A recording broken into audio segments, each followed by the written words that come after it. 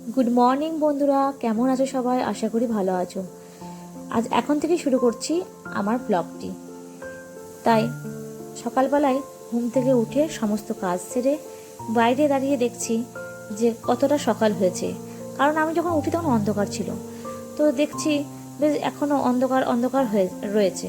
তাই ঘরে গিয়ে দেখি কটা বাজছে, দেখছি 5টা বাজতে এখনও 10 মিনিট বাকি আছে।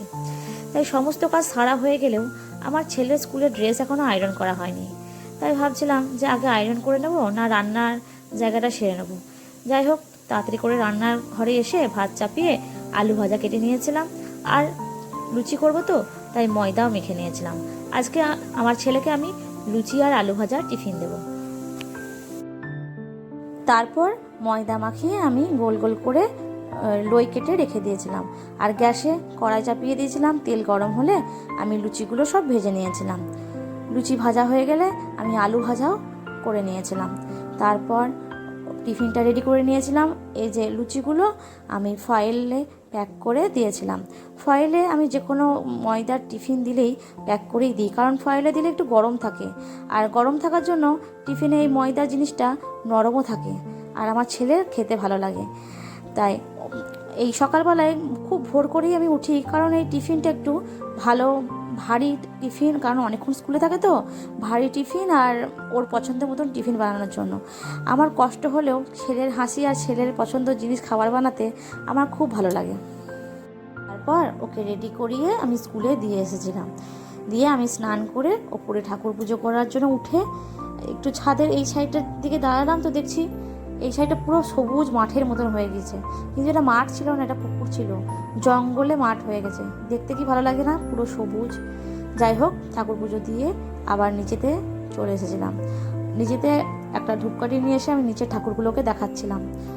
নিচের ঠাকুরগুলোকে দেখাতে দেখাতে হঠাৎ দেখি একটা ছবি এঁকে আমার ছেলে এই কাঁচের শোকেসের মধ্যে ঢুকিয়ে রেখে দিয়েছে। ও এভাবে ওর যখন সময় থাকে এইভাবে ছবিগুলো এঁকে এমনি করে রেখে দেয়। তারপর কিছুদিন রাখার পর আবার নিজেই ফাইলে ভরে রেখে দেয়, বলে ফাইলে ভরে যত্ন করে রেখে দিতে হবে, কারণ আমার যখন মন হবে আমি আবার বার করে দেখব। যাই হোক, এই তারপরে পাশের ঘরের ঠাকুরকেও দেখিয়ে নিয়েছিলাম। দিয়ে দেখানো হয়ে গেলে এই যে রোজকার নেশা আমার চা, লিকার চা খেতে আমাকে একবার হবেই। সকালে একবার আমি চা খাই, সেটা লিকার, না খেলে মাথায় যন্ত্রণা করবে। সেই জন্য চা খেয়ে নিয়েছিলাম। রোজ সকালে আমি চা মুড়ি খাই, শুধুমাত্র উপোস করলে খাই না। তারপরে ভাত রেডি করে রেখেছিলাম, জলে চালটা ভিজিয়ে রেখেছিলাম তাতে তাড়াতাড়ি ভাত হয়ে যাবে বলে। আর শুধু চা মুড়ি খাইনি, এই যে লুচি খেয়েছিলাম। চা দিয়ে লুচি খেতে কার কার ভালো লাগে? আমার তো খুব ভালো লাগে, একটু কমেন্ট করে জানিয়ে তো কার ভালো লাগে। কিন্তু আমার খুব ভালো লাগে ঠিকই, কিন্তু খেলে খুব গ্যাসও হয়। তাই আমি রোজ সকালে খালি পেটে জল খাই ঠিকই, কিন্তু আজ একটু বেশি জল খেয়েছিলাম, লুচি খাবো না সেই জন্য। তারপরে পালং শাক বেছে ভালো করে ধুয়ে রেখেছিলাম। আর ওর বাবা সবজি নিয়ে এসেছিলো। সবজি সেরকম কিছু আজ আনিনি, সবই তো আছে, শুধু মোচা নিয়ে এসেছিলো আর কাগজি লেবু। তারপরে ওগুলোকে ভালো করে তুলে রেখে আমি রান্নার জায়গাটার গ্যাসটা পরিষ্কার করে স্নান করে সবাইকে খাবার দেওয়ার জন্য রেডি হচ্ছিলাম। কিন্তু তার আগে দেখে নাও কী রান্না করেছিলাম।